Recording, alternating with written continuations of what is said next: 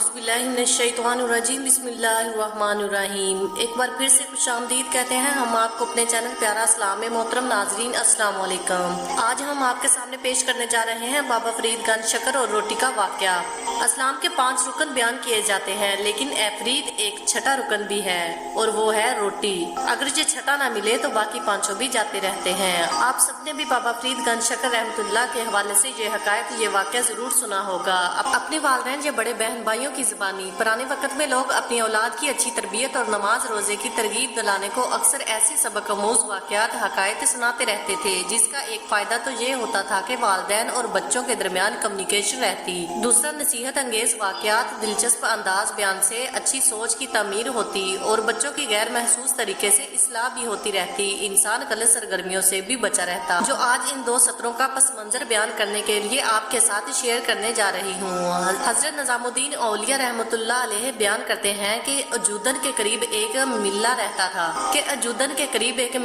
था जिन्हें अपनी ज़ाहरी इल्म पर बहुत नाज था। अक्सर बाबा फरीद रहमतुल्लाह की मजलिस में अपनी अमलियत के किस्से सुनाते, जिन्हें आपने बेहद दिलचस्पी से सुना करते। लोगों को मिल्ला साहब का अंदाज बुरा लगता, लेकिन वो एहतराम शख्स में खामोश रहते। एक बार आपने पूछा, मौलाना इस्लाम के कितने रुकन हैं?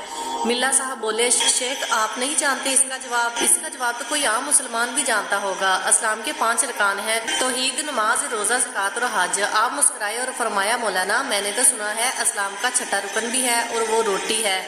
मिल्ला साहब एकदम भड़क उठे, अस्तगफिरुल्लाह, आपने बिल्कुल गलत सुना। आपने तहम्मुल से फरमाया, लेकिन मैंने तो मुतब्बर अहले इल्म से सुना है। मिल्ला साहब उठ खड़े हुए और कुरान करीम की वो आयत तिलावत की जिसका तर्जुमा है, नसीहत करने के बाद जालिम कौम के पास मत बैठो, लिहाजा मैं चलता हूँ। बाबा फरीद रहमतुल्लाह भी खड़े हो गए, मोहब्बत से मिल्ला साहब का हाथ पकड़ा और फरमाया, मौलाना इख्तिलाफ राय अपनी जगह, लेकिन हमसे नाराज होकर तो ना जाएं। लेकिन मिल्ला साहब ने अपना हाथ छड़ाया और गजबनाक होकर चले गए। मिल्ला साहब इसके बाद हज के लिए रवाना हो गए। हज की सादत हासिल की, मगर मक्का मुकर्रमा और मदीना मुनव्वरा में 7 साल क़याम किया और फिर वतन वापसी के लिए रवाना हुए। अचानक समंदर में सख्त तूफान आया और मिल्ला साहब एक तख्ते पर तैरते हुए किसी जजीरे तक पहुंचे। जजीरा देखा तो ना पानी, ना दरख्त, ना घास। 3 दिन भूखे प्यासे एक गार में बैठे दुआ करते रहे कि ऐ पालने वाले इस अजाब से निकाल। 3 दिन बाद कहीं से एक शख्स आया और आवाज लगाई कि रोटी खरीद लो। मिल्ला साहब ने इसे बुलाया और अपनी दुखी दास्तान सुनाई और बोला, मेरे पास रोटी भी है और पानी भी। मिल्ला साहब ने बेबसी से कहा, भाई मेरे पास एक पैसा तक नहीं। फिर पूछा, क्या तुम मुसलमान हो? वो बोला, अल्हम्दुलिल्लाह मैं मुसलमान हूँ।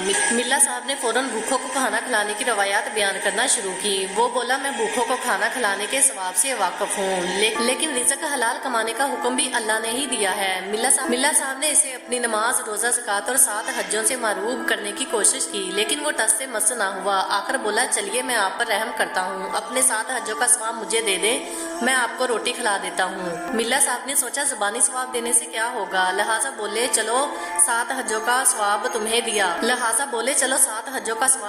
दिया। मिल्ला साहब ने रोटी खाई तो जान में जान आई। इससे पूछा, तुम कहाँ रहते हो? करीब कोई आबादी है, लेकिन इसने बर्तन उठाया और गार से निकल गया। मिल्ला साहब ने उसका पीछा करने की कोशिश की। इससे पूछा, तुम कहाँ रहते हो? करीब कोई आबादी है, लेकिन इसने बर्तन उठाए और गार से निकल गया। मिल्ला साहब ने उसका पीछा करने की कोशिश की, लेकिन वो पहाड़ों में गायब हो गया। 3 दिन बाद जब मिल्ला साहब की हालत खराब होने लगी तो वो कहीं से फिर नमूदार हुआ और इस बार मिल्ला साहब के रोजों का सवाब लेकर चलता बना। 3 दिन बाद नमाजों और फिर 3 दिन बाद ज़कात का सवाब भी इसने ले लिया और अगले 3 दिन गुजर गए। जब वो आया तो मिल्ला साहब रोने लगा, अब मेरे पास कुछ बाकी नहीं रहा। वो बोला, आज आप बस इतना करें कि मुझे तमाम सवाब तहरीरी तौर पर दे दे। मिल्ला साहब ने कागज पर लिख कर दे दिया कि मैंने अपनी तमाम उम्र की नमाजें, रोजे, ज़कात और हज इस शख्स के हाथ रोटी के बदले फरोख्त किए और नीचे अपने दस्तखत कर दिए। रोटी खाते हुए सोचा कि 3 दिन बाद गुजारा कैसे होगा, इसलिए आज उसका पीछा जरूर करना है। मिल्ला साहब ने काफी दूर तक उसका पीछा किया, लेकिन आगे जाकर वो फिर कहीं गायब हो गया।